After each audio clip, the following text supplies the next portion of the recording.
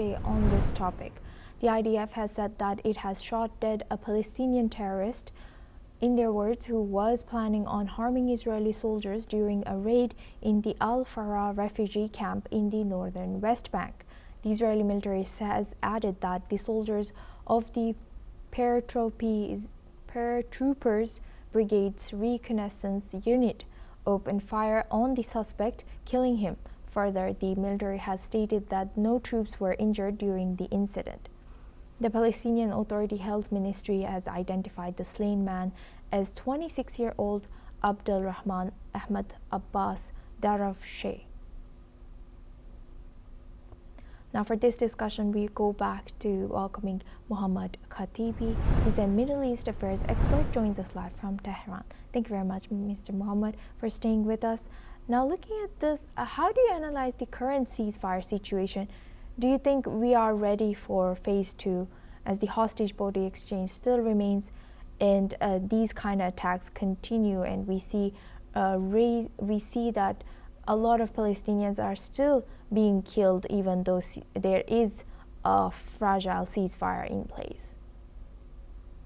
So the ceasefire depends on Israeli idea about what it wants from Gaza.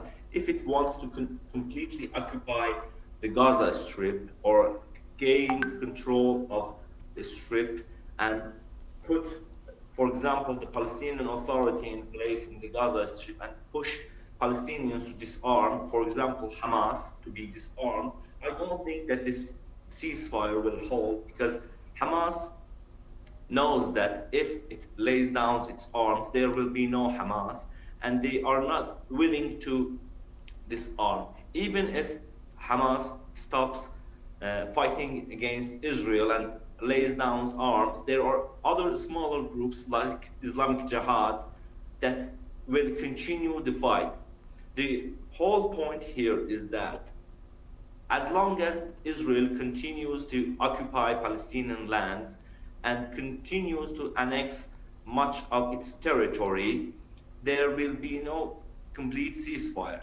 The ceasefire should come in a way that saves the peace, not in a way that serves the Israeli agenda of annexing every place in the Palestinian territories. So Israel should realize that it will not gain what it has not gained in the war. I mean, the control of all of the Gaza Strip and all of the West Bank, and this can't be continued. So yes, indeed. And Mr. Khatibi, can you tell us how is this news covered in media in where you are from? You are joining us from in Tehran. Is this covered very often? And what are the how long or how accurate are these media coverage in Iran of Gaza and Israel? So in Iran, they cover it very much, but in Israel, because of the restrictions that Israel has put on foreign media and independent journalism, there are no independent journalists in the Palestinian territories. For example, Israel banned Al Jazeera from operating inside Israel, and they have restricted access to the Gaza Strip, and they are trying to manipulate the whole situation in the Gaza Strip and in the West Bank, and there are many pressure on independent journalists inside Israel to report the truth.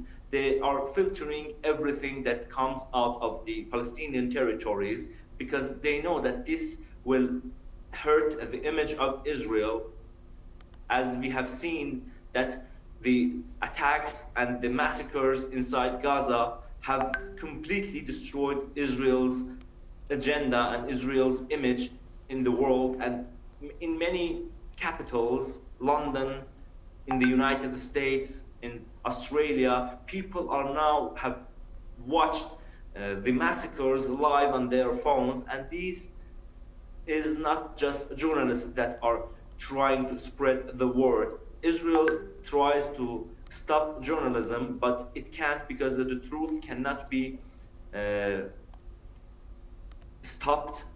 And we have seen that many people inside Israel and many people inside Gaza Strip have turned to be journalists, and they were not journalists before the war started.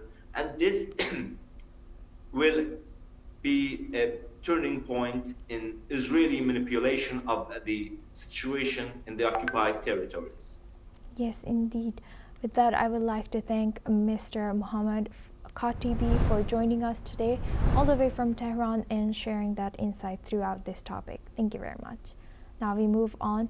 We stay in the region. Israeli protesters have gathered in Tel Aviv to save the Israeli democracy and to demand that the government ensures the return of the remaining deceased hostages from Gaza.